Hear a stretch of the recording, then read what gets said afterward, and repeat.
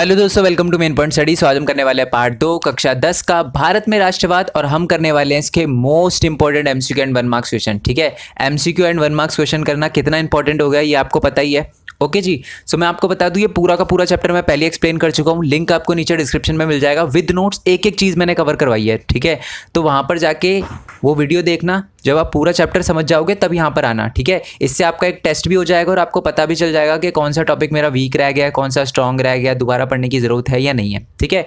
और मैं आपको बता दूं एमसीक्यू की इंग्लिश मीडियम के बच्चों के लिए मैं वीडियो पहले अपलोड कर चुका हूँ, उसका लिंक भी नीचे डिस्क्रिप्शन में दे रखा है। तो अगर आप इंग्लिश मीडियम के हो तो आप नीचे जा सकते हो, लिंक आपको मिल जाएगा डिस्क्रिप्शन में। ओके जी, सो फर्स्ट क्वेश्चन से स्टार्ट करते हैं। पहला क्वेश्चन है कि प्रथम विश्व युद्ध की शुरुआत कब हुई? फर्स्ट वर्ल्ड वॉर जो हुआ था वो कब हुआ था? 1916 में, 1914 में, 1917 में या 1915 में? जो प्रथम विश्व युद्ध की जो शुरुआत हुई थी वो 1914 में हुई थी, ठीक है। तो इसका आंसर है बी। नेक्स्ट क्वेश्चन की बात करते हैं कि गांधी जी अफ्रीका से भारत कब लौटे थे? आपको पता है गांधी जी अफ्रीका गए थे, ठीक है। तो गांधी जी अफ्रीका से भारत कब लौटे थे? ठीक है, ये दक्षिण अफ्रीका है। दक्षिण अफ्रीका से भारत कब लौटे थे? 1914 में, 1916 में, 1915 में या 1919 में? तो गांधी जी दक्षिण अफ्रीका से भारत 1915 में लौटे थे, ठीक है जी। ये बात याद रखनी है आपको। गांधी जी ने दक्षिण अफ्रीका में किसके खिलाफ आंदोलन किया? ठीक है, मैंने आपको अभी अभी बताया गांधी जी अफ्रीका से लौटे थे, दक्षिण अफ्रीका से लौटे थे, तो वहाँ पर वो किसके खिलाफ आंदोलन कर रहे थे? ए नेल्सन मंडेला के खिलाफ, बी दक्षिण अफ्रीका के काले लोगों के खिलाफ, सी नस्ल भेदी सरकार के खिलाफ, या डी श्वेत लोगों के खिलाफ? ठीक है, तो इसका आंसर है सी नस्ल भेदी सरकार के खिलाफ, ठीक है। जो सरकार थी ना दक्षिण अफ्रीका की, वो रंग के नाम पे बहुत भेदभाव करती थी, ठीक है। तो इसलिए गांधी जी उनके खिलाफ आंदोलन कर रहे थे, ठीक है। बच्चे बोल सकते हैं सर ये तो श्वेत लोगों के खिलाफ भी हो सकता है। इसका आंसर तो नहीं दोस्त। जो गांधी जी की लड़ाई थी ना वो गोरे लोगों के लिए नहीं थी, गोरे लोगों से नहीं थी, मतलब वो गोरे लोगों से उनकी कोई प्रॉब्लम नहीं थी, उनको सरकार से प्रॉब्लम थी जो भेदभाव करती थी, ठीक है। हर गोरा आदमी दक्षिण अफ्रीका में ख़राब नहीं था, जो सरकार थी वो ख़राब थी, ठीक है। तो इसका आंसर होगा सी, ये बात याद रखना आप। नेक्स्ट क्वेश्चन की बात करते हैं। गांधी जी ने दक्षिण अफ्रीका में आंदोलन करने के लिए कौन सा विचार अपनाया? ए सत्याग्रह का विचार, बी हिंसा का विचार, सी सेना बल का विचार, या डी शारीरिक बल का विचार? तो गांधी जी ने साउथ अफ्रीका में यानी दक्षिण अफ्रीका में आंदोलन करने के लिए सत्याग्रह का विचार अपनाया था। तो इसका आंसर है ए, ठीक है। सत्याग्रह का मतलब होता है कि अगर आप सच्चाई के रास्ते पे चल रहे हो ना तो आपको खून खराबा करने की ज़रूरत नहीं है, आप बिना हिंसा करे भी अपनी बात को मनवा सकते हो, ठीक है। क्लियर हो गया ये? ओके जी, नेक्स्ट क्वेश्चन की बात करते हैं कि सत्याग्रह का अर्थ क्या है? हिंसा, अहिंसा, शारीरिक बल या सेना बल? तो सत्याग्रह का अगर मैं सिंपल सा मतलब बताऊं तो वो है अहिंसा, यानी बिना खून खराबे के आंदोलन करना, यही मतलब होता है सत्याग्रह का, ठीक है। वैसे तो सत्याग्रह की डेफिनेशन भी आ सकती है आपके एग्जाम में 2 नंबर की, ठीक है। तो आपको लिखना है कि सत्याग्रह का अर्थ एक विचार से है, ठीक है, जिसमें गांधी जी ने यह बताया कि अगर आप सच्चाई के रास्ते पे चल रहे हो तो आपको किसी भी तरह की हिंसा करने की ज़रूरत नहीं है, आप बिना हिंसा करे भी अपनी बातों को मनवा सकते हो, ठीक है। ये बात याद रखना। नेक्स्ट क्वेश्चन की बात करते हैं, क्वेश्चन नंबर 6। गांधी जी ने भारत में आने के बाद सबसे पहले सत्याग्रह कहाँ किया? ओके जी, पहले ऑप्शन पढ़ते हैं फिर मैं आपको मोस्ट इंपॉर्टेंट चीज़ बताता हूँ। ए 1915 खेड़ा गुजरात में, बी 1916 दिल्ली में, सी 1917 चंपारण बिहार में, या डी 1918 अहमदाबाद में? अब बहुत सारे बच्चे बोलेंगे सर किया तो चंपारण में था, चंपारण बिहार में किया था, बट शायद आपने आंसर गलत लिख दिया, यहाँ पर 1916 होना चाहिए। ऐसा बहुत सारे बच्चे सोच रहे होंगे, है ना, क्योंकि मैंने जब ये चैप्टर समझाया था तो मैंने 1916 बताया था, है ना। मैं आपको एक चीज़ बता दूं दोस्त, अगर आपके पास पुरानी बुक है ना तो पुरानी बुक में आप देखोगे ना तो 1916 ही लिखा मिलेगा आपको। बट अगर आप न्यू एनसीईआरटी के जो साइट पे जाओगे और चेक करोगे ना उनकी पीडीएफ में तो 1917 दे रखा है। तो अगर आपने 1916 याद किया है और आपकी बुक में 1916 है तो उसको चेंज कर लो। चंपारण बिहार का जो आंदोलन हुआ था वो भी 1917 में हुआ था और खेड़ा गुजरात वाला आंदोलन भी 1917 में हुआ था, बट सबसे पहला आंदोलन 1917 में चंपारण बिहार वाला हुआ था, ठीक है। क्लियर हो गया? आई होप इसमें कोई दिक्कत ना आई हो। जो मैंने पढ़ाया था 1916 बस उसको 1917 कर लेना, क्योंकि वो सिलेबस में चेंज हो चुका है, ठीक है। और सिलेबस में 1916 की जगह 1917 कर दिया गया है, ये बात याद रखना, ओके। अगर फिर भी कोई प्रॉब्लम आ रही है इस क्वेश्चन में तो मेरे से कमेंट बॉक्स में पूछ लेना, ठीक है। ओके जी, नेक्स्ट क्वेश्चन की बात करते हैं, क्वेश्चन नंबर 7। फसल खराब हो जाने और प्लेग की महामारी के कारण डैश के किसान लगान चुकाने की हालत में नहीं थे और वह चाहते थे कि ब्रिटिश द्वारा लगान में ढील दे दी जाए। इसके लिए किसानों ने गांधी जी के साथ मिलकर आंदोलन किया। ठीक है, फसल खराब हो जाने के कारण बहुत सारे किसान जो थे वो लगान नहीं चुका पा रहे थे, तो वो चाहते थे कि जो ब्रिटिश है वो लगान में ढील दे दे, और इसके लिए किसानों ने गांधी जी के साथ मिलकर आंदोलन किया। ये कहाँ की बात है? ये बात है गुजरात खेड़ा की। ठीक है, ऑप्शन दे रखे हैं बिहार गोरखपुर, गुजरात अहमदाबाद, दिल्ली सफदरजंग या गुजरात खेड़ा। तो आपको पता ही है कि गांधी जी ने 1917 में भी क्या किया था, गुजरात खेड़ा के अंदर एक सत्याग्रह किया था ताकि जो किसान हैं उनको लगान ना चुकाना पड़े।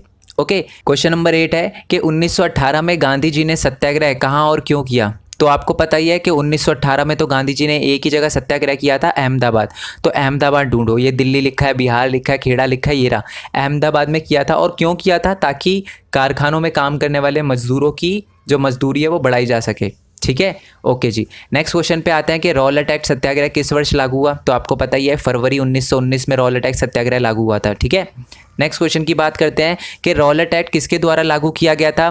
भारतीयों द्वारा, साइमन कमीशन द्वारा, इंपीरियल लेजिस्लेटिव काउंसिल द्वारा या स्वराज पार्टी द्वारा? तो मैं आपको बता दूं रॉलेट एक्ट जो था वो इंपीरियल लेजिस्लेटिव काउंसिल द्वारा पारित किया गया था, लागू किया गया था। ओके, नेक्स्ट क्वेश्चन की बात करते हैं हम कि रॉलेट एक्ट कानून के जरिए ब्रिटिश सरकार किसी भी राजनीतिक कैदी को डैश साल तक बिना मुकदमा चलाए जेल में रख सकती थी। कितने साल के लिए? 1 साल के लिए, 2 साल के लिए, 3 साल के लिए या 4 साल के लिए? इसका आंसर है 2 साल के लिए। तो रॉलेट एक्ट में ये था कि किसी भी राजनीतिक कैदी को 2 साल तक बिना मुकदमा चलाए जेल में रख सकती थी ब्रिटिश सरकार। ओके, क्वेश्चन नंबर 12 की बात करते हैं कि ब्रिटिश सरकार ने रॉलेट एक्ट आंदोलन को कुचलने के लिए मार्शल लॉ लागू कर दिया और डैश को कमान सौंप दी। किस बंदे को कमान सौंप दी? A Lord Mountbatten, B Lord Irwin, C General Dyer या डी जनरल विक्टर? तो इसका आंसर है जनरल डायर। आपको पता है ना, जनरल डायर को सारी की सारी कमान सौंप दी थी कि आप कुछ भी करो, इस रॉलेट एक्ट सत्याग्रह को रुकवाओ। ओके, नेक्स्ट क्वेश्चन की बात करते हैं हम कि जलियांवाला बाग का हत्याकांड कब हुआ? डेट पूछी गई है आपसे, 16 अप्रैल 1919, 13 अप्रैल 1919, 19 अप्रैल 1919 या 25 अप्रैल 1919?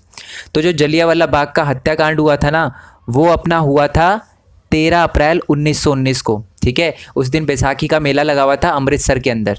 ठीक है, और वहीं पर आए थे सारे के सारे गांव से लोग, अमृतसर में इकट्ठा हुए थे जलियांवाला बाग के अंदर। जो जनरल डायर था उसने सारे के सारे गेट बंद करवा दिए थे और अंधाधुंध गोली चलवा दी थी, इसलिए उसे जलियांवाला बाग हत्याकांड कहते हैं। ओके, नेक्स्ट क्वेश्चन की बात करते हैं, क्वेश्चन नंबर 14। जलियांवाला बाग कहाँ स्थित है? मैं आपको बता ही चुका हूँ, दिल्ली में है, लाहौर में, अमृतसर में, हरियाणा में। तो जो हमारा जलियांवाला बाग वो स्थित है वो है पंजाब, अमृतसर में। ठीक है, नेक्स्ट क्वेश्चन की बात करते हैं, क्वेश्चन नंबर 15। खिलाफत समिति कहाँ बनाई गई थी? ठीक है, एक खिलाफत समिति बनाई गई थी। खिलाफत इशू आपको पता है ना कि खिलाफत जो प्रॉब्लम थी, खिलाफत इशू क्या था? एक्चुअल में फर्स्ट वर्ल्ड वॉर में, प्रथम विश्व युद्ध में जो ऑटोमन साम्राज्य था ना वो हार गया था, और यह अफवाह फैलाई जा रही थी कि जो ऑटोमन टर्की के जो खिलाफत है ना, जो खलीफा हैं, उनकी जो पावर है उनको कम कर दिया जाएगा। तो उनकी पावर को कम होने से बचाने के लिए भारत में भी मुसलमानों ने क्या किया? एक आंदोलन किया, खिलाफत आंदोलन किया। ठीक है, और इसके लिए उन्होंने खिलाफत समिति बनाई। कहाँ बनाई? दिल्ली में, मुंबई में, हरियाणा में या हैदराबाद में? तो उन्होंने जो खिलाफत समिति बनाई थी वो मुंबई में बनाई थी। ओके, सी है इसका आंसर। नेक्स्ट क्वेश्चन की बात करते हैं कि खिलाफत समिति कब बनाई गई थी? मार्च 1919 में, अप्रैल 1919 में, अप्रैल 1920 में या मार्च 1920 में? तो मैं आपको बता दूं कि जो खिलाफत समिति थी ना वो मार्च 1919 में बनाई गई थी। ठीक है, अब इससे ही जुड़ा हुआ नेक्स्ट क्वेश्चन है कि खिलाफत समिति किसके द्वारा बनाई गई थी? गांधी जी द्वारा, नेहरू जी द्वारा, मोतीलाल नेहरू जी द्वारा या अली बंधु द्वारा? अली बंधु का मतलब होता है कि अली भाइयों के द्वारा। ठीक है, अली ब्रदर्स के द्वारा। तो मैं आपको बता दूं इसका आंसर है डी। जो खिलाफत समिति थी वो अली ब्रदर्स के द्वारा बनाई गई थी। 2 भाई थे, मोहम्मद अली और शौकत अली, उन दोनों भाइयों द्वारा ये खिलाफत समिति बनाई गई थी। ठीक है, क्वेश्चन नंबर 18 की बात करते हैं। सितंबर 1920 में कांग्रेस अधिवेशन कहाँ हुआ था? देखो मैं आपको एक बात क्लियर कर दूं, मैंने इस चैप्टर की मैप की वीडियो बना दी है। ठीक है, उस मैप में जितने भी अधिवेशन हुए ना वो मैंने सारे के सारे कवर करवाए हैं। जितने भी सत्याग्रह हुए हैं वो सारे के सारे मैंने कवर करवाए हैं। तो अगर वो वीडियो आपने नहीं देखी तो उसका लिंक भी नीचे डिस्क्रिप्शन में, वो जाकर देख कर आओ। मैंने ये भी बताया कि सितंबर जो अधिवेशन हुआ था उसमें किस चीज़ को के बारे में ध्यान दिया गया था, और जितने भी अधिवेशन हुए थे, सत्याग्रह हुए थे, उनमें किन किन बातों के बारे में बताया गया था। ठीक है, तो वो बहुत इंपॉर्टेंट वीडियो है। देखो हिस्ट्री में तो सिर्फ एक ही चैप्टर में से मैप आने हैं। ठीक है, वो है हमारा भारत में राष्ट्रवाद। तो वो तो करके जाना ही जाना है आपको, ठीक है। जब मैप में फुल मार्क्स मिल सकते हैं तो फिर 15-20 मिनट में फुल मार्क्स मिल सकते हैं, तो क्या दिक्कत है। तो इसलिए डिस्क्रिप्शन में लिंक दे रखा है उसका, मैप की वीडियो का, वो ज़रूर देखना। ओके, तो यही आता है क्वेश्चन नंबर 18 कि सितंबर 1920 में कांग्रेस अधिवेशन कहाँ हुआ था, ठीक है। दिल्ली में हुआ था, पंजाब में हुआ था, लाहौर में हुआ था या कोलकाता में हुआ था। तो मैं आपको बता दूं, जो सितंबर अधिवेशन हुआ था ना 1920 में कांग्रेस का, वो कोलकाता में हुआ था, ठीक है। नेक्स्ट क्वेश्चन, क्वेश्चन नंबर 19 के गांधी जी द्वारा 1909 में लिखी गई पुस्तक का क्या नाम था। ए हिंदुस्तान, बी हिंद, सी हिंद स्वराज या डी स्वराज। तो मैं आपको बता दूं, गांधी जी ने जो 1909 के अंदर बुक लिखी थी उसका नाम था हिंद स्वराज, ठीक है। नेक्स्ट क्वेश्चन की बात करते हैं, दिसंबर 1920 में कांग्रेस के अधिवेशन कहाँ हुआ था। दिल्ली में, नागपुर में, लाहौर में या मद्रास में, ठीक है जी। तो मैं आपको बता दूं कि दिसंबर 1920 में जो कांग्रेस का अधिवेशन हुआ था ना, वो हुआ था नागपुर में। ये याद रखना है, सब सारे के सारे अधिवेशन कब हुए थे, ये चीज़ आपको अच्छे से याद होनी चाहिए। नेक्स्ट क्वेश्चन की बात करते हैं कि बेगार का क्या अर्थ है। गरीबी, बिना किसी वेतन के काम करवाना, बेरोजगारी या हिंसा करना, इनमें से कौन सा बेगार का अर्थ है। तो मैं आपको बता दूं कि बिना किसी वेतन के काम करवाना, इसी को बेगार कहा जाता है। एक्चुअल में एक अवध एक गांव था जहाँ पर क्या होता था कि बेगार करवाया जाता था। जो साहूकार वगैरह बड़े बड़े जो लैंड ओनर्स होते थे ना, ज़मीन के भूस्वामी होते थे, वो क्या करते थे, फ्री में काम करवाते थे मज़दूरों से, गरीब लोगों से, ठीक है। तो उसी को ही बेगार कहा जाता था।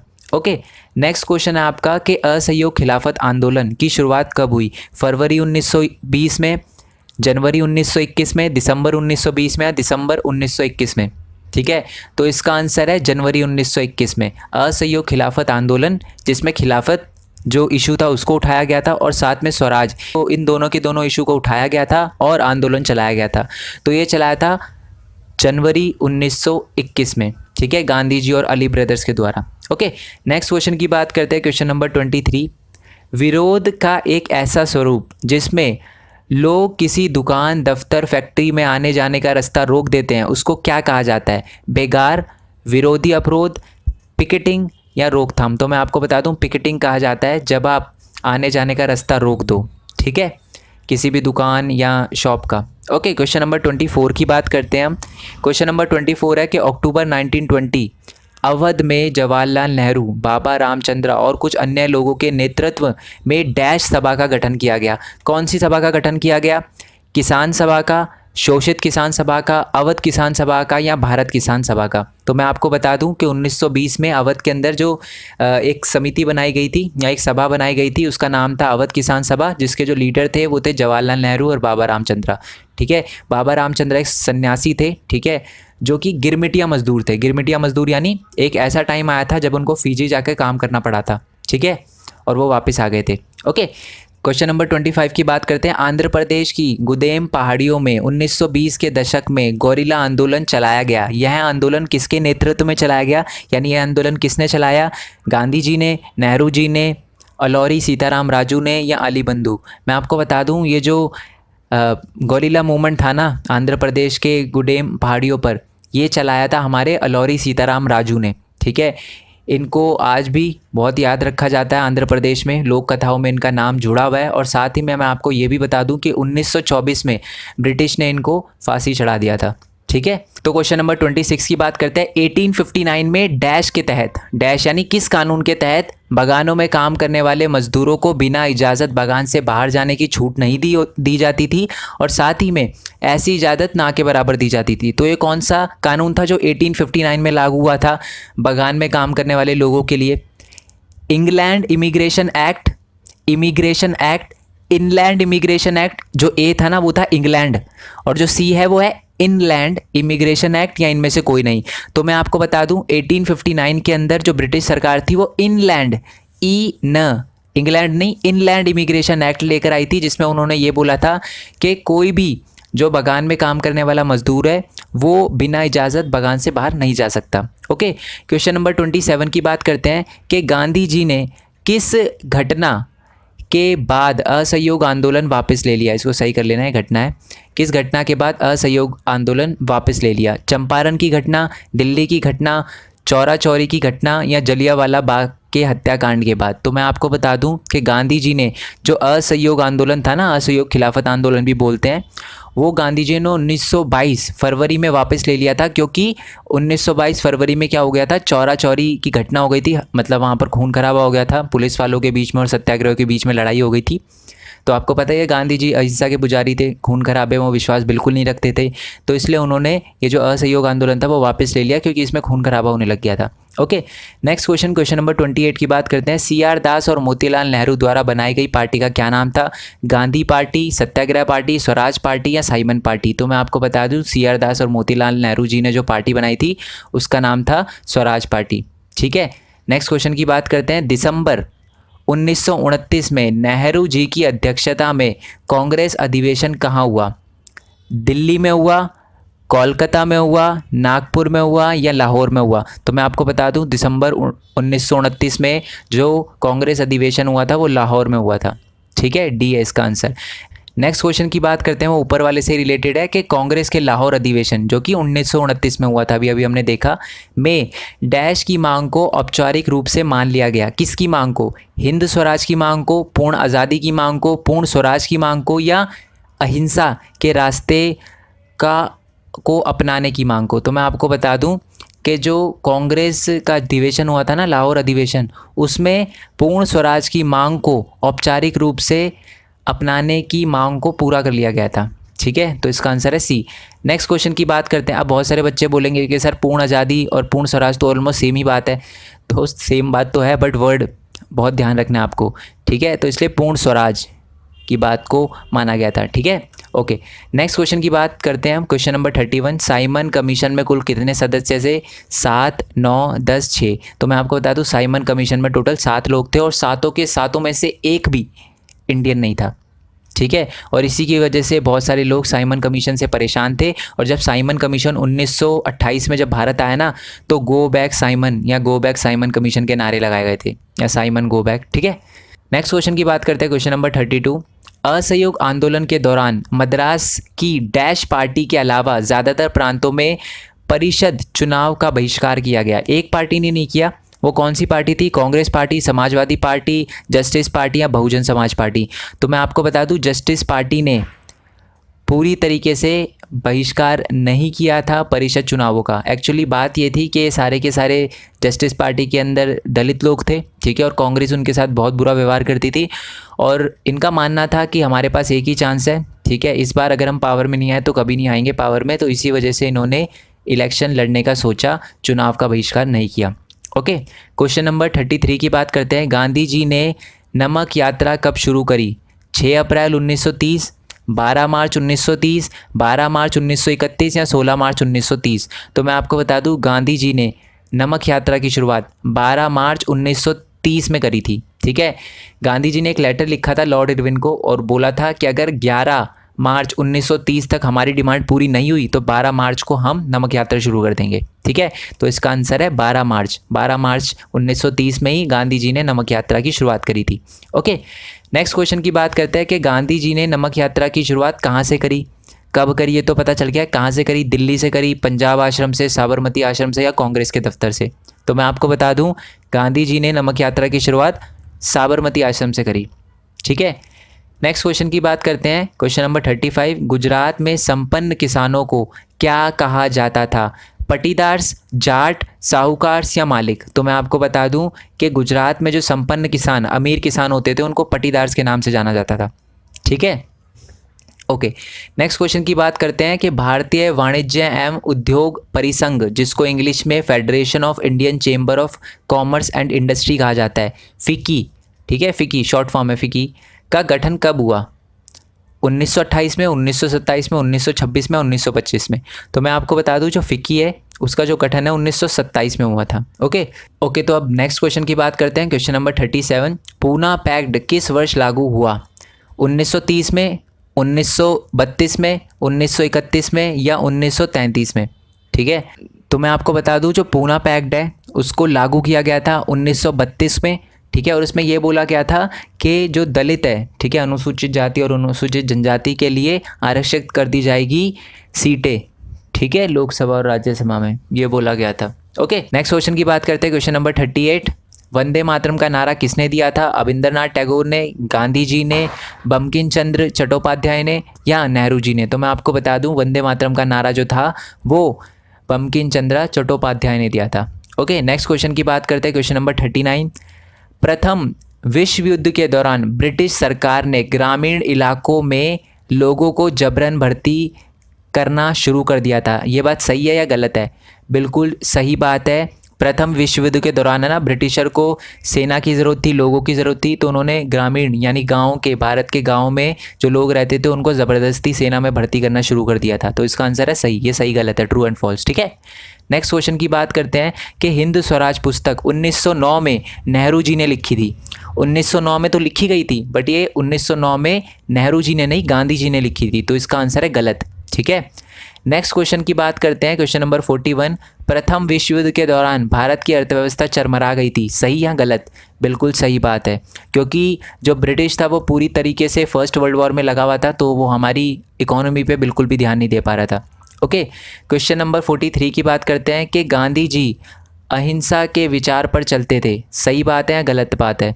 बिल्कुल सही बात है। गांधी जी अहिंसा में विश्वास रखते थे, खून खराबे में बिल्कुल विश्वास नहीं रखते थे, हिंसा में बिल्कुल विश्वास नहीं रखते थे। ओके, क्वेश्चन नंबर 43 की बात करते हैं कि साइमन कमीशन में कोई भी भारतीय सदस्य नहीं था। सही या गलत? बिल्कुल सही बात है। साइमन कमीशन का विरोध भी इसी वजह से हो रहा था क्योंकि उसमें कोई भी भारतीय सदस्य नहीं था। नेक्स्ट क्वेश्चन की बात करते हैं, क्वेश्चन नंबर 44।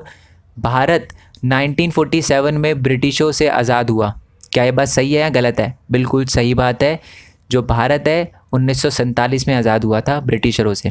ठीक है, नेक्स्ट क्वेश्चन की बात करते हैं, क्वेश्चन नंबर 45। भारत छोड़ो आंदोलन 1942 में शुरू हुआ। सही या गलत? बिल्कुल सही बात है। जो भारत छोड़ो आंदोलन है वो 1942 में शुरू हुआ था। ठीक है, और ये कुछ आंसर लिखे हुए हैं। वैसे तो मैंने PDF नीचे दे रखी है GP लिंक में। ठीक है, वहाँ पर जाकर आप डाउनलोड कर सकते हो। मैं इसके आंसर दिखा देता हूँ। ठीक है, या आप इसका स्क्रीनशॉट ले लो। ठीक है, एक तो ये हो गया, और 32 से जस्ट अ सेकेंड।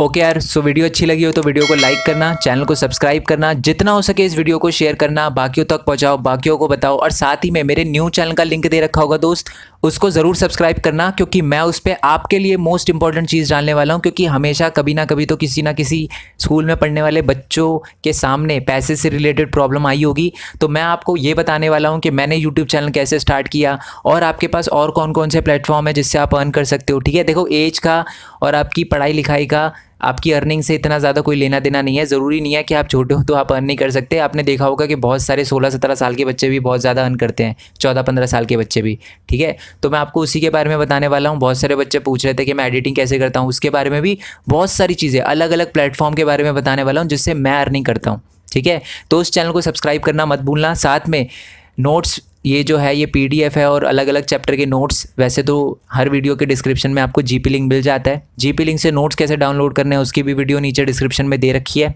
ठीक है, अगर वीडियो देखने के बाद आपसे नोट्स डाउनलोड ना हो तो आप टेलीग्राम ज्वाइन कर सकते हो, टेलीग्राम चैनल ज्वाइन कर सकते हो। बेसिकली टेलीग्राम एक ऐप है, प्ले स्टोर से डाउनलोड करना, उसके बाद मेन पॉइंट स्टडी लिखना सर्च में, आप टेलीग्राम चैनल पे आ जाओगे मेन पॉइंट स्टडी के, और वहाँ से आप नोट्स डाउनलोड कर सकते हो। ठीक है, बाकी आप चाहो तो मेरे को इंस्टाग्राम और फेसबुक पे फॉलो कर सकते हो। बाकी यार, thank you so much for your support. 20,000 की जो हमारी फैमिली है वो क्रॉस हो चुकी है, और दूसरा वाला जो चैनल है उस पर अभी तक मैंने कुछ भी नहीं डाला, फिर भी उस पर 1000 से ज़्यादा जो सब्सक्राइबर हो चुके हैं। ठीक है, तो आप भी पीछे मत रह जाना, उस चैनल को सब्सक्राइब कर लेना और बेल आइकन दबा लेना, इसका भी उसका भी। ठीक है, जिससे आपको नोटिफिकेशन मिलती रहे। ठीक है, सो नेक्स्ट वीडियो के लिए स्टे ट्यून, नेक्स्ट चैप्टर के लिए स्टे ट्यून। तब तक के लिए थैंक यू सो मच। जय हिंद, जय भारत, वंदे मातरम।